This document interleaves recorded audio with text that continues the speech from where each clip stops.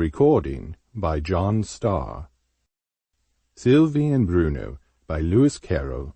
Chapter 8. A Ride on a Lion. The next day glided away pleasantly enough, partly in settling myself in my new quarters, and partly in strolling round the neighbourhood under Arthur's guidance, and trying to form a general idea of Elveston and its inhabitants. When 5 o'clock arrived, Arthur proposed, without any embarrassment this time, to take me with him up to the Hall, in order that I might make acquaintance with the Earl of Ainslie, who had taken it for the season, and renew acquaintance with his daughter, Lady Muriel.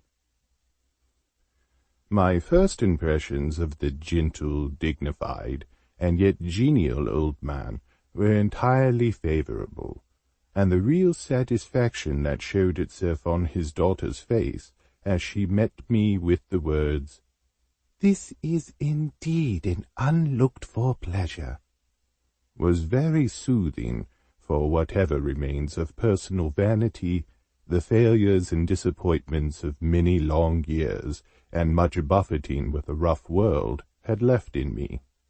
Yet I noted, and was glad to note, evidence of a far deeper feeling than mere friendly regard, in her meeting with Arthur, though this was, as I gathered, an almost daily occurrence, and the conversation between them, in which the Earl and I were only occasional sharers, had an ease and spontaneity rarely met with except between very old friends, and, as I knew that they had not known each other for a longer period than the summer, which was now rounding into autumn, I felt certain that love, and love alone, could explain the phenomenon.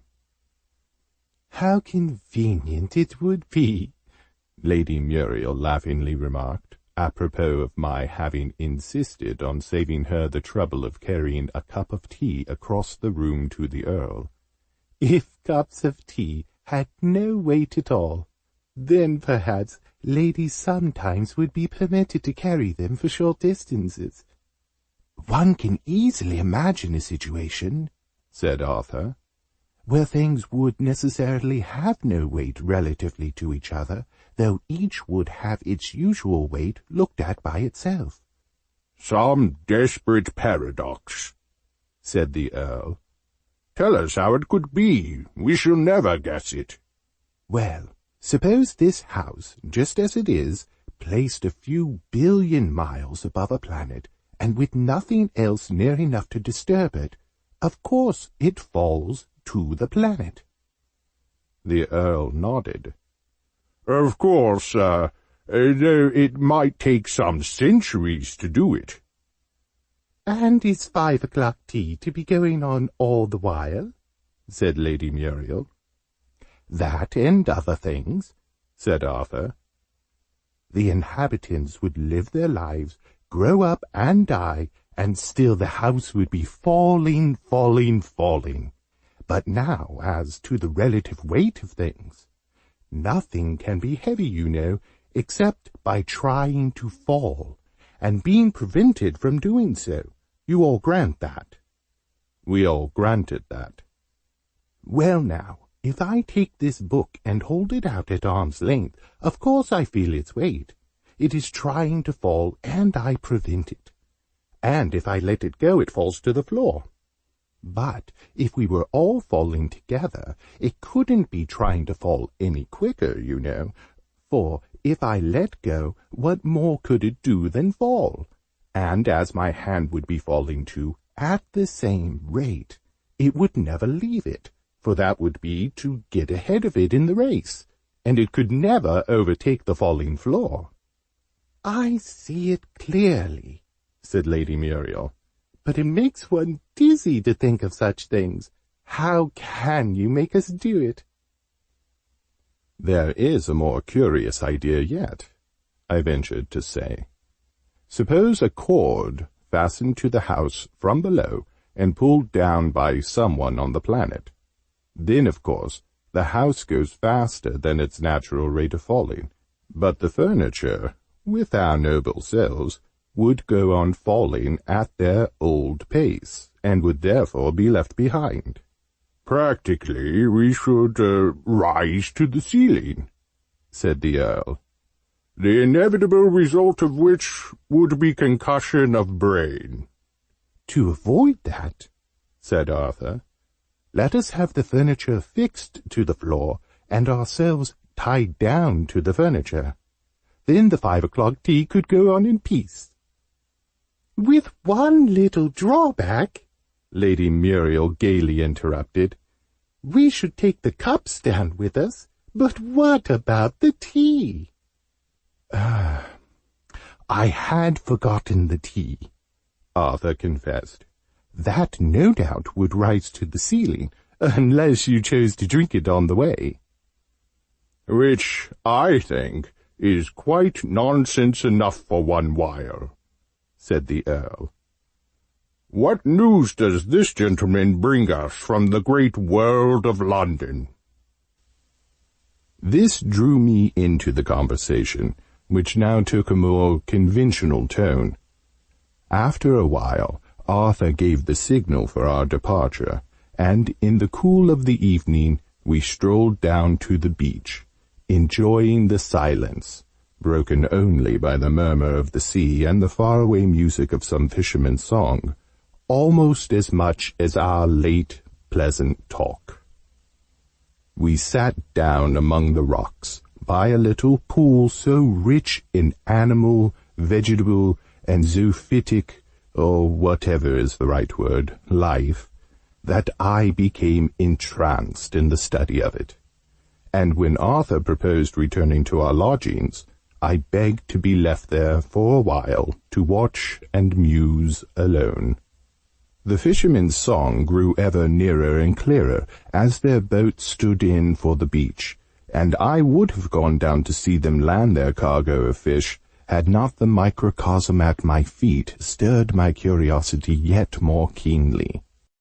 One ancient crab, that was for ever shuffling frantically from side to side of the pool, had particularly fascinated me.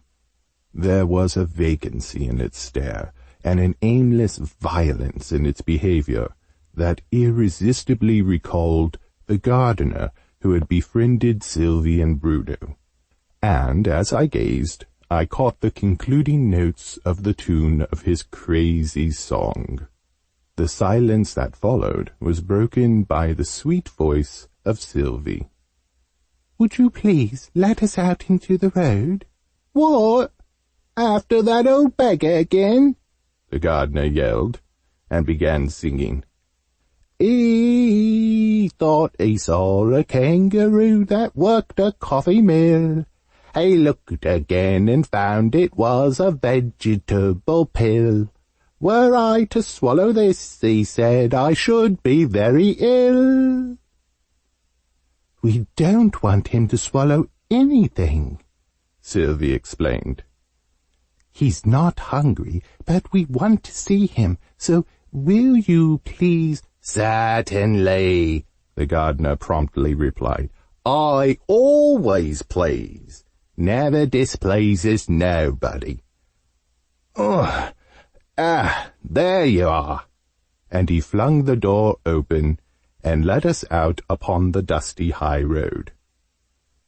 We soon found our way to the bush, which had so mysteriously sunk into the ground, and here Sylvie drew the magic locket from its hiding place, turned it over with a thoughtful air, and at last appealed to Bruno in a rather helpless way.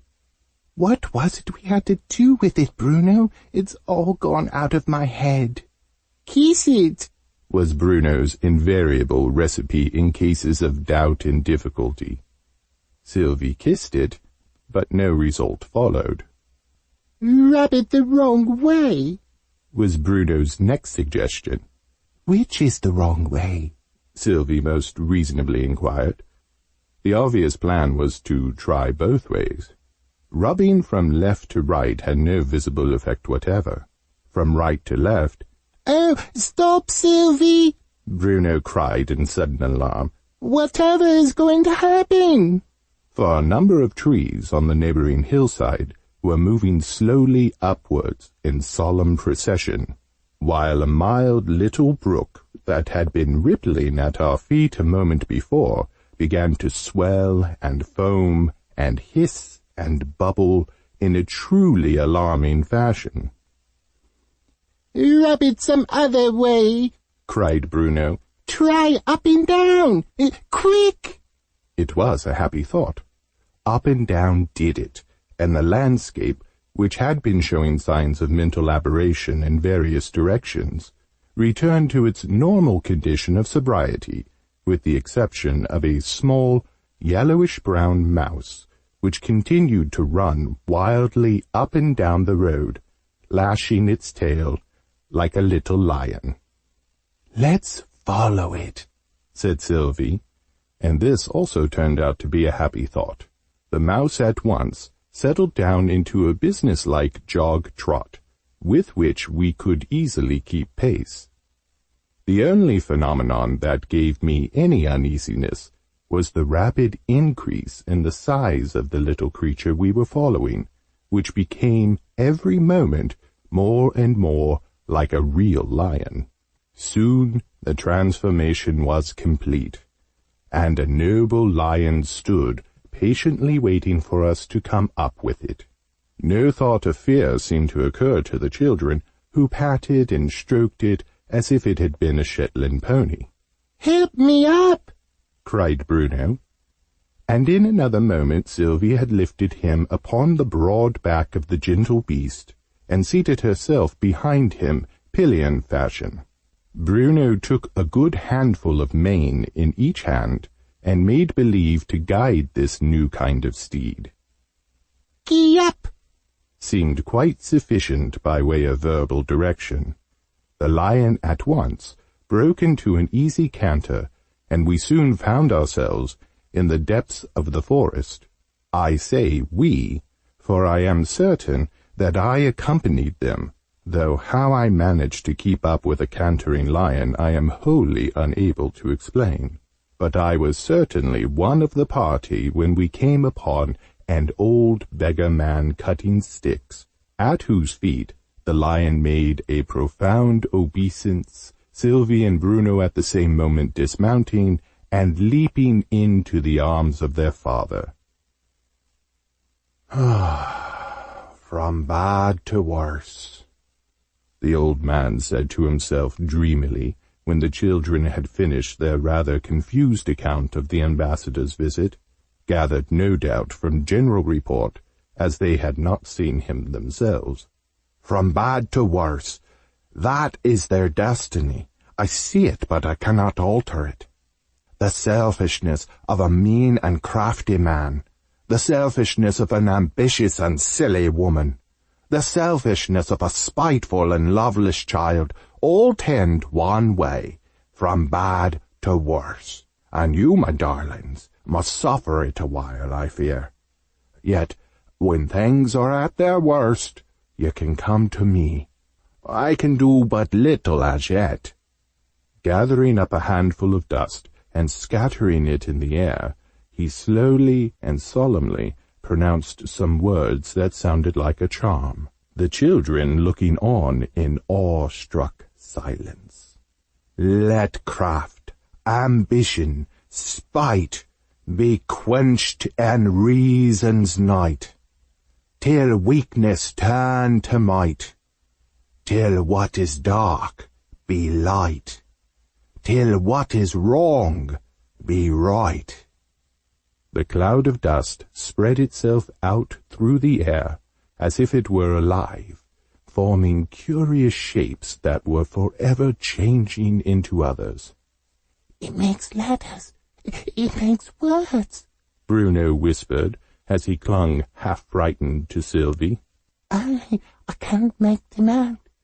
Read them, Sylvie." "I'll try," Sylvie gravely replied. "Wait a minute. If only I could see that word. I should be very ill, a discordant voice yelled in our ears. Were I to swallow this, he said, I should be very ill. End of Chapter 8. A Ride on a Lion. Recorded by John Starr. www.ourmanstar.com